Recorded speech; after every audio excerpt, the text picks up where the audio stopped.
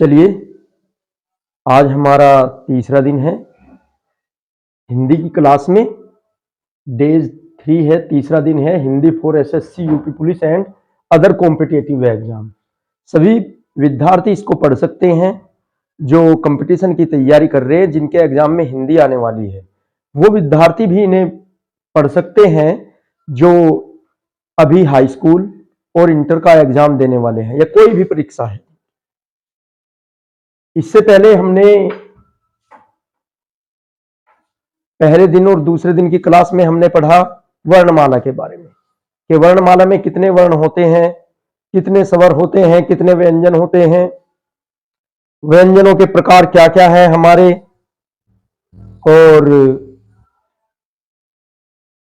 किस किस प्रकार से व्यंजनों का उच्चारण होता है, कौन सा व्यंजन किन व्यंजनों के योग से बना है, ये सब हमने वर्णमाला में क्लियर किया। आज तीसरे दिन है हमारा शब्द ज्ञान। चलिए शब्द ज्ञान देखते हैं क्या होता है। सबसे पहले जानते हैं शब्द क्या होता है। देखिए शब्द क्या होता है। शब्द वर्णों के मेल से शब्द बनता है। आप जानते हो वर्ण क्या है। हिंदी भाषा की सबसे छोटी इकाई हमारी वर्ण होती है, ए बै से कै ख, जिन्हें हम तोड़ नहीं सकते। ठीक है, वो सबसे छोटी इकाई होती है। तो वर्णों के मेल से शब्द बनते हैं। कैसे? जैसे कै प्लस मैं प्लस ले बन गया हमारा कमल। अगर मैं एक अकेले कै का हमारे कोई अस्तित्व नहीं है, क्योंकि अगर आपसे पूछा जाए कि कैसे बताओ तो आप 10 वर्ण मुझे बता दोगे, शब्द मुझे बता दोगे कि कै फोर कबूतर, कै फोर कमल, कै फोर काजल, कै फोर काला, बहुत सारे शब्द बनते हैं कैसे। लेकिन जब मैंने इनको जोड़ दिया इस प्रकार कै मैं ले, ठीक है, अकेले मैं का भी बहुत सारे अर्थ निकलते हैं, ले से भी बहुत सारे निकलते हैं, लेकिन जब हमने इनको मिला के लिख दिया कि कै मैं ले कमल, तो आपका ध्यान, आपके माइंड में सिर्फ एक ही चित्र बनेगा, कमल। वरना अलग अलग में पता नहीं कितने आपके माइंड में चित्र बन रहे हैं। मैं से मोर हो सकता है, बहुत सारे शब्द हो सकते हैं हमारे। ले से बहुत सारे लट्टू हो सकते हैं, लड्डू हो सकता है। लेकिन जब मैंने इनको मिला के लिखा वर्णों को, तो क्या बना हमारा कमल। तो क्या हुआ, वर्णों के मेल से शब्द बनते हैं। अब देखते हैं और फिर क्या आगे, शब्दों के मेल से वाक्य बनते हैं। जब हमारे छोटे छोटे शब्द आपस में मिलते हैं तो उनसे वाक्य का निर्माण होता है।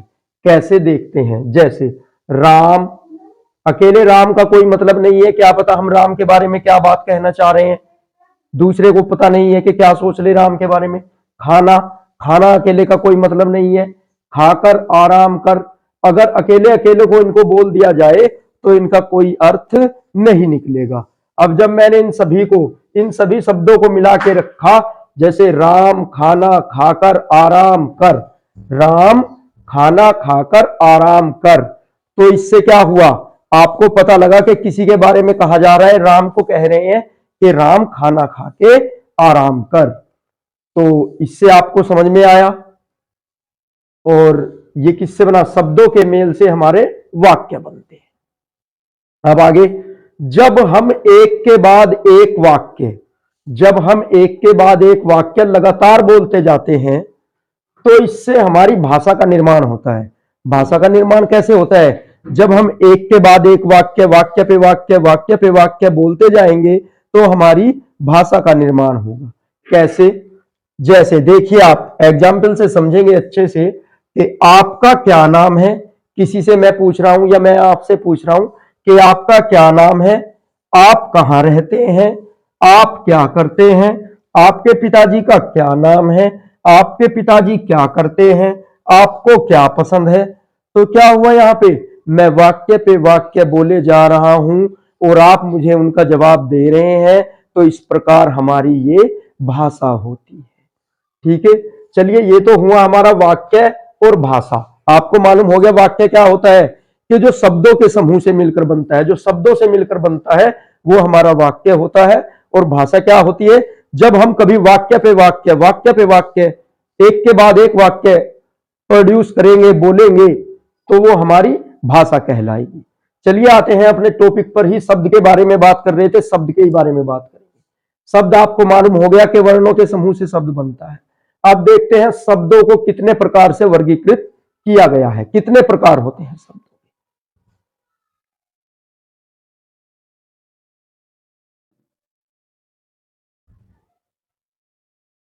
तो यहां पे देखिए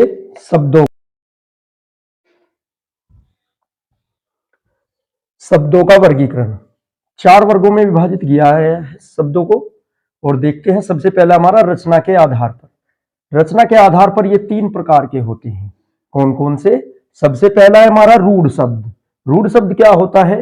जिन शब्दों के टुकड़े नहीं किए जा सकते, अर्थात जिन शब्दों को खंडों में विभाजित नहीं किया जा सकता, वो हमारे रूढ़ शब्द कहलाते हैं।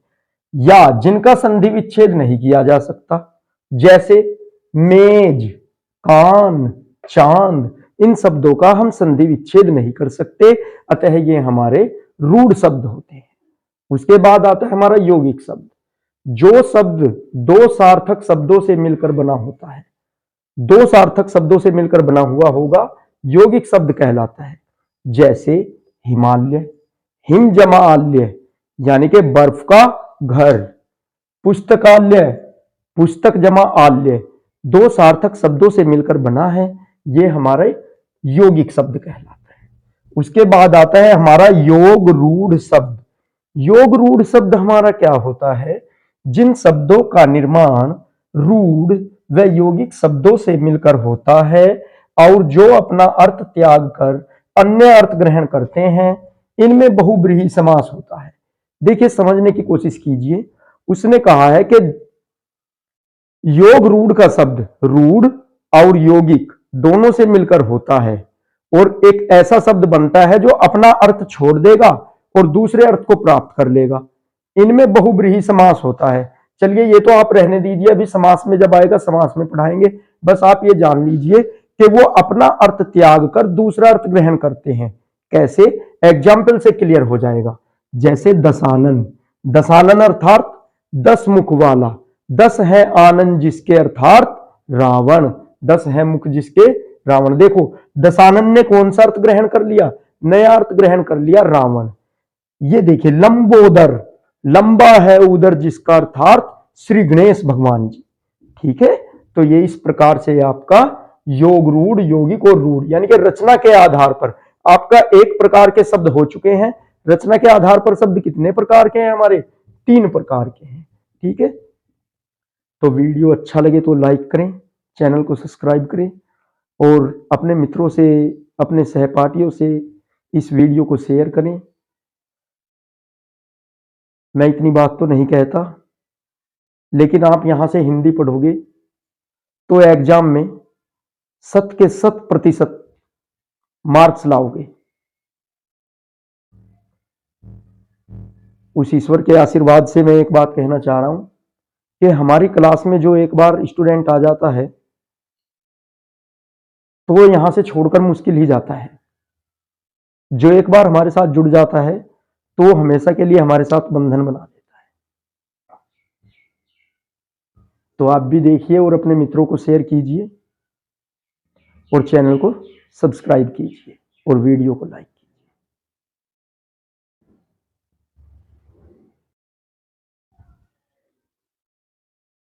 अभी ये पहला ही हुआ है और हमने बताया 4 वर्गों में, 3 अभी और बाकी हैं, वो आपको नेक्स्ट वीडियो में समझा दिए जाएंगे।